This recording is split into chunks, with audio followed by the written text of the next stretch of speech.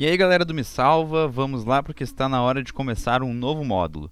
Esse módulo vai ser sobre forças internas e atrito seco.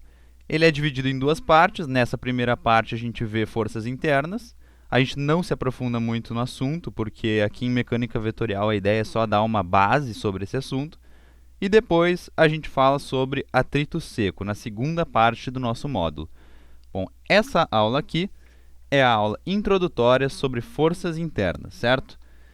Bom, como eu falei, a gente não vai se aprofundar muito no assunto, porque isso aqui é muito melhor aprofundado e muito melhor visto em algumas disciplinas seguintes, como, por exemplo, a de isostática, certo? Começando, então, pelos objetivos da nossa aula, nós teremos o seguinte. Primeira coisa que a gente vai querer aqui entender sobre forças internas é a importância que elas têm. Depois, nós vamos ver mais ou menos como é que funcionam as forças internas em vigas em duas dimensões, vigas 2D. E por último, a gente vai dar uma olhada bem básica em vigas 3D. Certo? Bom, então começando já com a importância do nosso assunto, vamos dar uma olhadinha aqui nesse quadro. Se formos pensar na vida real, um engenheiro, para que ele vai querer saber as forças internas de algum membro? Ele vai precisar, primeiramente, calcular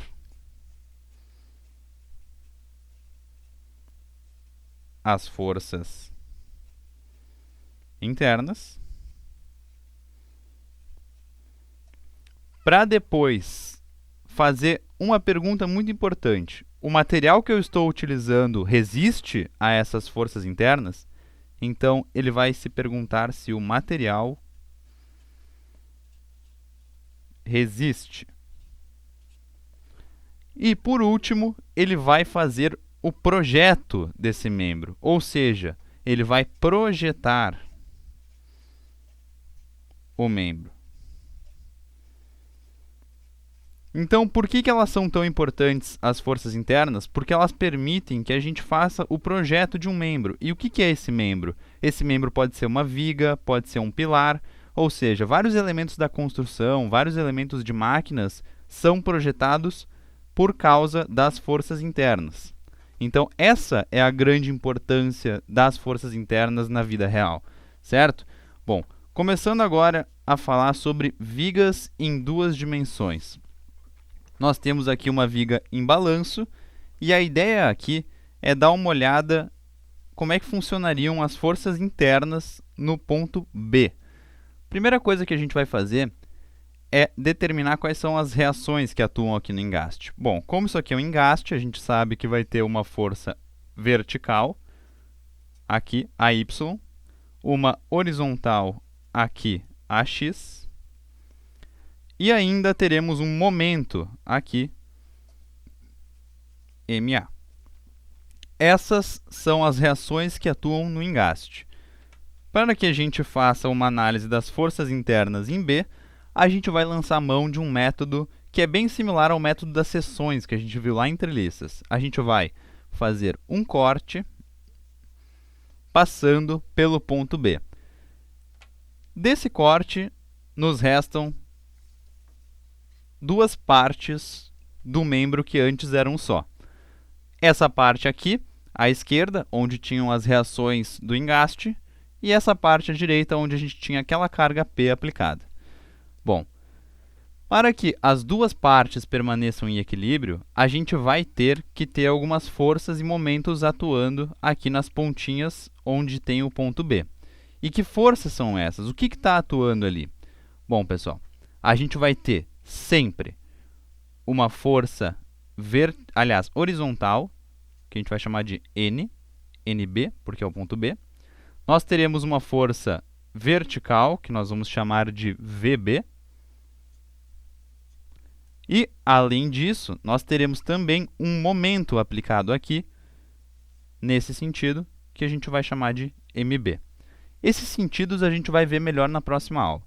Bom, por ação e reação, terceira lei de Newton, as forças que atuam aqui também vão estar atuando aqui, porém com o sentido contrário. Então, o NB, se estava para cá nessa peça, vai estar para cá nessa outra peça. Vou colocar aqui NB, a intensidade é a mesma. A força vertical vai estar para cima agora, VB, e o momento, se estava girando no sentido anti-horário, agora vai estar girando no sentido horário, MB. Bom, essas aqui são as forças e momentos que vão estar atuando, então, nas duas partes da nossa viga em balanço. Se nós fizermos equações de equilíbrio, lançando mão dessas três equações de equilíbrio que a gente sempre usa, nós teremos, por exemplo, somatório de forças em x igual a zero. Desse somatório, se nós pegarmos e fizermos esse somatório desse lado aqui, por exemplo, nós teremos que em x está atuando NB e a componente horizontal dessa força P. Ou seja, se fizermos um somatório de forças em x, nós teremos direto o valor de NB, porque o P é uma força conhecida.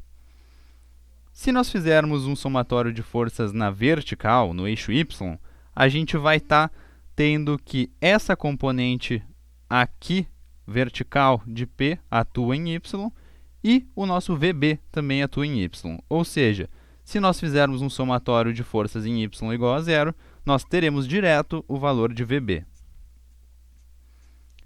Por fim, se nós fizermos um somatório de momentos ao redor do ponto B, nós teremos direto quanto vale esse MB aqui. Porque, além dele, quem atua como momento em B é o P, que faz girar nesse sentido. Então, nós teríamos direto o valor de MB. Bom, pessoal, é aqui que eu queria chegar. A gente tem esses três valores aqui, que são valores importantes e são as forças internas que atuam em B. Quando nós temos uma força que é normal à barra, ou seja, ela atua ao longo do eixo da barra, esse esforço ele vai se chamar de esforço normal. Se nós temos uma força vertical que está atuando aqui como uma força interna, ela vai ser chamada de esforço cortante.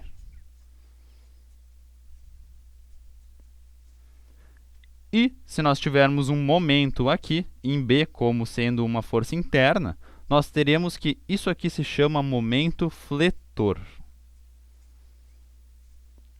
Esses três nomezinhos são bem importantes e vão nos acompanhar por um bom tempo. Certo? Bom, isso aqui seria como funciona uma viga em duas dimensões. Porém, agora a nossa ideia vai ser analisar uma viga em três dimensões. Porém, aqui a nossa análise ela não vai ser muito rebuscada, ela vai ser mais simples porque a gente só quer dar uma noção básica de como funcionariam as forças internas numa viga em três dimensões. Vamos lá, então.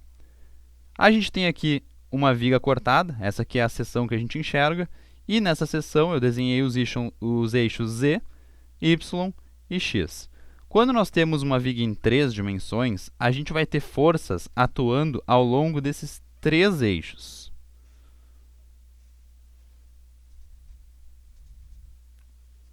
Como o eixo Y é o eixo que está ao longo da nossa viga, ele vai levar o nome de esforço normal.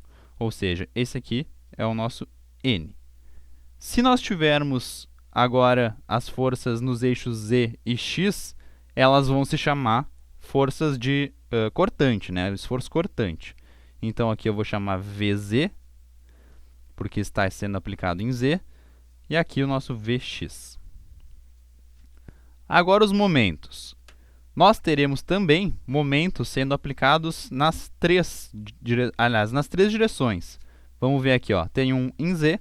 Lembrem-se dessa representação de momento aqui. Uma seta com duas pontinhas. Significa que, se nós fizermos a regra da mão direita e colocarmos o nosso polegar para cima e girarmos nesse sentido, é esse aqui o sentido que eu estou tentando representar nesse momento. Gira em torno de Z e com esse sentido aqui. E eu vou chamar ele de MZ. Momento fletor em Z. E se nós representarmos aqui em X também o momento, nós teremos um momento fletor em X. Agora, se nós tivermos a representação do momento em y, ele recebe um nome especial, o MY. Porque como ele está atuando ao longo da nossa viga, ele está torcendo a nossa viga. Veja bem, se você colocar o dedo aqui e girar para cá, você vai ver que a nossa viga está sendo torcida, como se fosse um pano. Ou seja, esse aqui ele recebe um nome especial, momento torsor. Então, guarde bem esse nome aqui. Essas aqui são as noções básicas para vigas em 3 dimensões. Nós não vamos nos aprofundar muito nesse assunto, porém agora as de 2 dimensões a gente vai dar uma boa detalhada.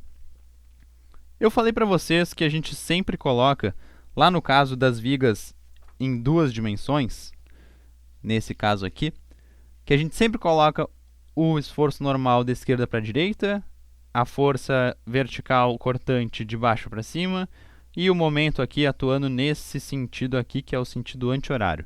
Bom, isso nessa parte da esquerda. Na parte da direita a gente coloca os sentidos contrários. Por que a gente coloca esses sentidos aqui?